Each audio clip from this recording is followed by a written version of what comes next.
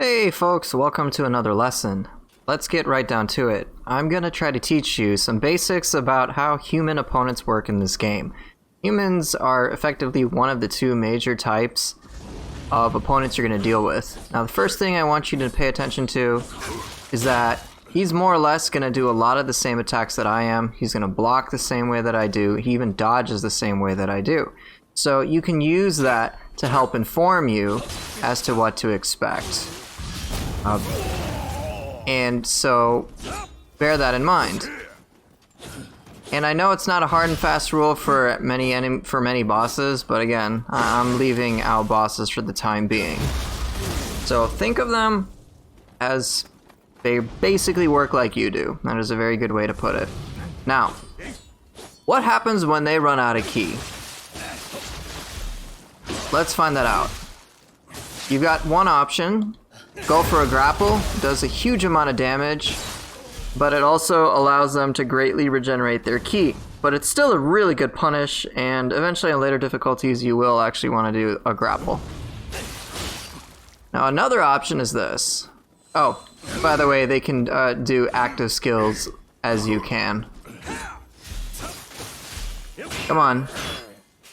No, don't block, please. Just let me deplete your ki. Be a good lad. You can also knock them down. They're prone on the ground. You can go for a final blow, which doesn't do nearly as much damage, but it still is great. And in higher difficulties, getting either a grapple or a final blow will be very, very valuable. But many enemies, and as you may have seen, particularly human enemies, when they get low on health, and sometimes there's other considerations, they generally will go for a burst attack. See, look at that. And if you burst counter them, you can see he has a ki recovery debuff. Oh, and he missed, and I got a kill. So be wary of that. They have desperation attacks, and yeah, they can definitely catch you off guard. Some are really slow, kind of like his. Others are remarkably fast and deadly, so you must be very careful. Now, if this enemy is gonna block, right? And it's very frustrating to have your attacks blocked, just get blocked and ricocheted, and it feels really bad. You're like, hey man, I'm attacking you, what the hell? And yeah, you're able to do some ki damage, but it can be very frustrating nonetheless to just have your attacks fail. So what can you do about this? So, as a general rule, for all weapons, high stance attacks, as you may recall, they will go through. You can literally just do high stance attacks and never worry about it. Oh look, burst counter, wee! Boom.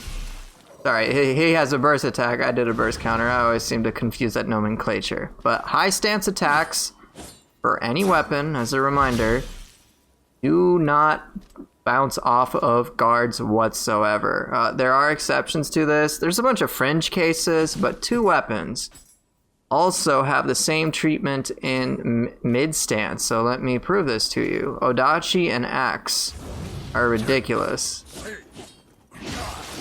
Alright, I need you to start blocking, buddy. Start blocking. No, don't do an active skill. Oh my god.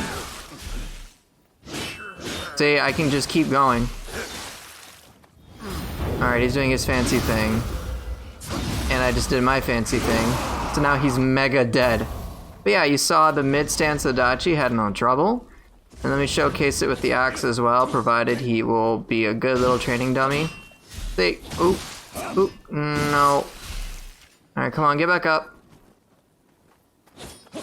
Oh yeah, if you leave enemies too long, they will eventually get out of the winded state just as you would.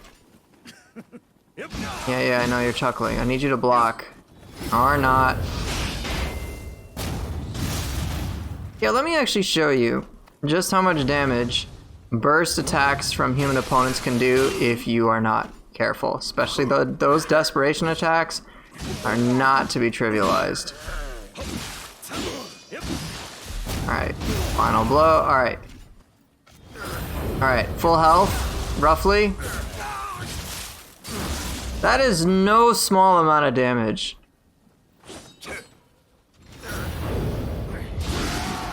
So yeah, you need to be very, very wary of even the most basic of humans. They love to go for that, so be very, very careful. But in any case, Axe and Odachi, you can basically power through all blocks by using mid stance as well. There's some weapons in which there's like low stance stuff, but that's like very fringe compared to what I'm talking about here. Now, one thing you may have noticed, let me just go back to my katana. One thing you may have noticed is that I was actually interrupting the target very frequently. Right? All he could do was block in order to prevent getting stunned. This concept's familiar to those who've played fighting games. I'm sure you know about hit stun. Basically, you hit them and then you briefly stun them and you can kind of keep going from there. The same principle applies to you. So let me see if I can let him hit me with weaker attacks. If you find yourself getting hit, it's totally safe to just try to block. Of course, blocking earlier is okay. But yeah, that's you can block their attacks even though you get hit, but it's still pretty. I mean, it works. It's just not the coolest. I generally like to dodge out of the way. That's just me being extra. And one of the other things that, for those of you who are familiar with fighting game terms, sure you understand the concept of block stun. Basically, when you are blocking and you get hit, you are basically locked in that animation very briefly. And so you need to be very wary of being in that little locked animation for some time. That's kind of extra and out there though. But sometimes, ow, that really hurt. Sometimes when you attack enemies, they won't get stunned whatsoever. Here, let me see if I can show it. Oh, that killed him. I need a better demonstration. But while I am getting him low on health, sometimes enemies will basically not get stunned whatsoever, and that can be really annoying. Like, look, right there, I hit him, and then he just powered through it. Like, what the heck's going on? I thought you always get stunned if you get hit. Now, in Nioh, this concept we'll refer to as hyper armor, in which enemies are basically stagger proof. They do not flinch from attacks. Many enemies have this. Many bosses have this. In fact, it's safe to assume that that's the case. All right, let's see if I can demonstrate this very clearly. I need him to regenerate his damn ki. Okay, just let him regenerate his ki, and then I'll demonstrate it. So I'm gonna try to attack. Oh, and what do you know? The grab reach actually triumphed there. Okay. Come on. All right. I'm attacking him. He didn't get stunned at all, which naturally can be very frustrating. So you see how he had hyper armor, even though I was hitting him? Yeah, that's what hyper armor is. He didn't get staggered despite me doing those attacks. In fact, I had to kill him to do so. Now, what are good rules of thumb to figure out when hyper armor is going to occur? Well, tricky to figure it out, but in general, enemies that have heavier armors or super powerful attacks, as you saw there, they generally will have hyper armor. Normal, weak-looking attacks, they're quick to pull off, and therefore will not have the same hyper armor property. This is, again, not a hard and fast rule. So again, any enemies...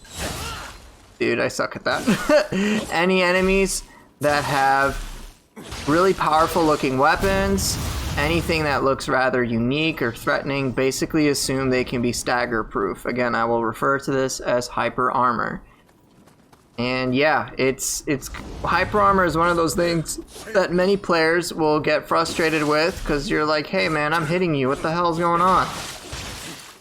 But I can tell you that if you learn how to deal with things, so for example, this desperation attack, which happens on Q, then instead of being like, crap, I was hitting him, why didn't he go down?